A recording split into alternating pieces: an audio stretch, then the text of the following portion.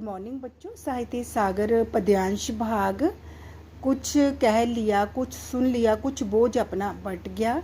तो फर्स्ट प्रश्न कौन सा है? बोझ शब्द से क्या आशय है? कवि इस बोझ को किस तरह बांटना चाहते हैं? बोझ शब्द का अर्थ है भार, जहाँ पर बोझ शब्द का अर्थ जीवन के कर्तव्य मार्ग, मार्ग का अर्थ रास्ते में आने वाली बाधाओं का अर्थ रुकावटों एवं मुसीबतों से है, जो लक्ष्य प्राप्ति मंजिल प्राप्ति में हमारे लिए रुकावट बन जाती है। इस बोझ को कवि दूसरों के साथ मिलजुल कर कम करना चाहते हैं।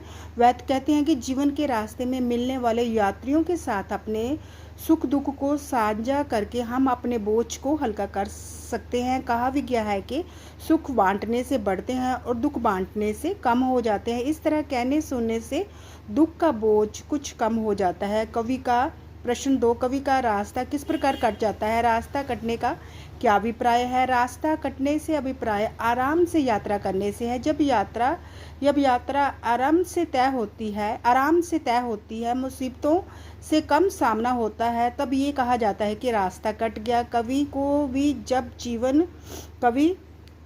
जब जीवन के पथ पर उन्हें संगी साथी मिल जाता है, कवि को भी जब जीवन के पथ का अर्थ रास्ते पर संगी साथी मिल जाता है, तो उसके मिलने से, उसके साथ चलने से और अपना सुख दुख बांटने से उन दोनों के रास्ते क्या हो जाते हैं? आसान हो जाते हैं। कवि उस साथी को अपना परिचय किस प्रकार देते हैं? इससे कवि के विषय में क्या ज्ञात होता है? कवि अपने जीवन यात्रा के मार्ग रास्ते में मिलने वाले एक साथी अर्थात अपनी जीवन संगनी को अपने परिचय के बारे में कहते हैं कि वह रास्ते में अपना परिचय क्या कहकर अथवा किस प्रकार दे।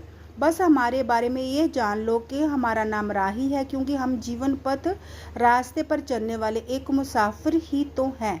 कवि की इस बात से उनके विषय में पता चलता है कि वह सरल स्वभाव के हैं, वह बातूनी बातें करने वाले नहीं हैं। मार्ग में साथी के मिल जाने पर भी वह ना तो रुकते हैं और ना ही बातों में लग जाते हैं। अपना संक्षिप्त छोटा सा परिचय देकर वह उसे अपने साथ लेकर फिर जीवन के रास्ते पर आगे बढ़ जाते हैं। इससे ये ज्ञात होता है कि अपनी यात्रा तथा लक्ष्य के प्रति वह बहुत गंभीर है और बिना किसी रुकावट बाधा के वह उसे पूरा करना चाहते हैं। जीवन पथ पर चलने के लिए कवि क्या सुझाव, इसका आपका भाव स्पष्ट कीजिए। केंद्रीय भाव, कवि क्या संदेश देना चाहते हैं? तो आपने ये क्वेश्चन लिखना है, आंसर लिखना है। जीवन के रास्ते पर चलने के लिए कवि ने हमें अनेक अमूल्य कीमती सुझाव दिए हैं।